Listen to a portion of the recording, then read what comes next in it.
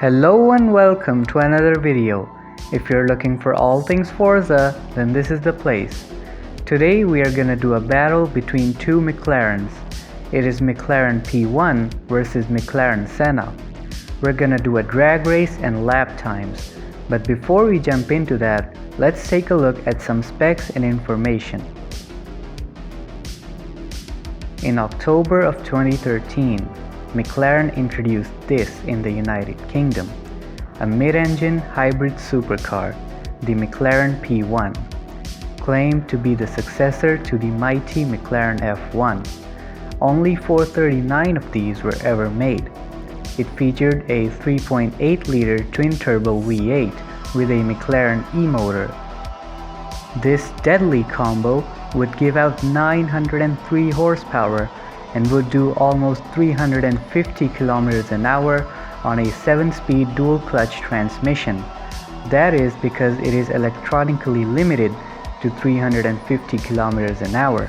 Without the limitations, it can go very fast, mind-blowingly fast. It would do 0 to 100 in 2.8 seconds despite being rear-wheel drive.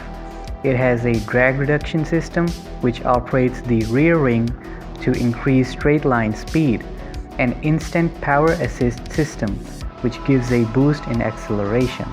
This is Formula 1 racing stuff, and it can be found on the steering wheel in just 2 buttons. On December 10, 2017, McLaren came out with this, the third addition to McLaren's Ultimate Series after the F1 and P1, named after the Brazilian Formula 1 driver Ayrton Senna. It's called the McLaren Senna. This tribute car to one of the greatest racing icons featured a 4-liter twin-turbo V8. It is also mid-engine, but not a hybrid, producing 789 horsepower. This one is limited to 340 km an hour, also on a 7-speed dual-clutch transmission. But here is the thing, it also does 0 to 100 in 2.8 seconds. But unlike the P1, Senna was designed to achieve faster lap times instead of focusing on straight line speed. So is this any better? Let's find out how McLaren improved in 4 years. Let's start with the drag time for the McLaren P1, and then we will compare it to the drag time of the Senna. Here we go, that's the start of the race. Every other car faster than the F1, but it doesn't matter. McLaren is catching up. Third place now. Almost beat the Bugatti Veyron. Let's see the time. It did it in 17.017 seconds. And now it is time for the McLaren Senna. We are next to another Senna. Here we go. Let's see if this can beat the McLaren P1, which has some technology to focus on straight line speed.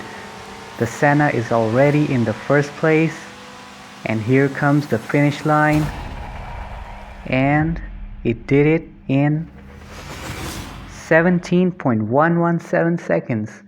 That would be 0.1 of a second slower than the P1. Now let's do a lap time in the McLaren P1, and then we will compare that to the lap of the Senna. I'm going to use launch control. Here we go. And that is the beginning of the lap, already in the 5th gear. Not gonna switch to the 6th gear. Takes the first corner nicely. It is trying to go for oversteer, so you really have to control it. Now need to slow down here. This is where most cars tend to oversteer, so I need to be careful. It didn't oversteer, but it was trying to. Here comes the sharp turn. Need to be very careful here as well. This car does oversteer as well as understeer. Now we are coming on to the second to last straight. I think we hit the wall. Here comes the last turn. The McLaren crashed 4 times, so I had to rewind for a better result. Here comes the last turn, onto the final straight, and across the line. It did it in 1 minute and 0.56 seconds. Now let's see what the Senna can do.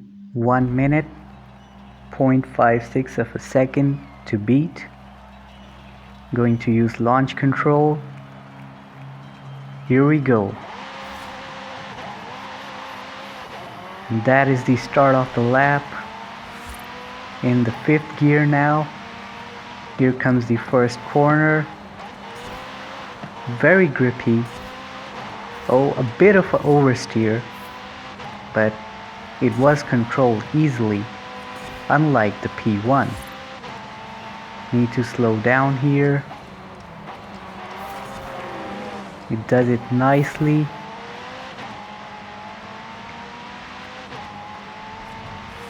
Now onto the sharp turn.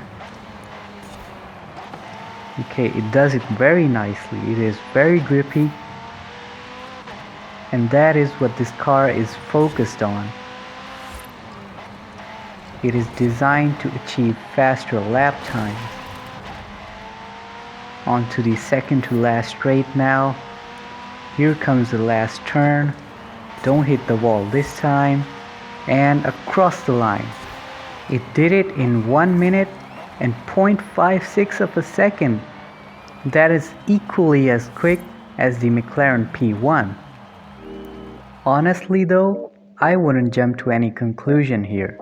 I never expected these two to be so similar in performances, but I will say this, both cars are legendary, and they do deserve to be called the successors of the F1. Thank you so much for watching this video. If you enjoyed watching it, then click on the like button, subscribe for more Forza Horizon 5 videos. I'll see you in the next one. I hope you're doing well.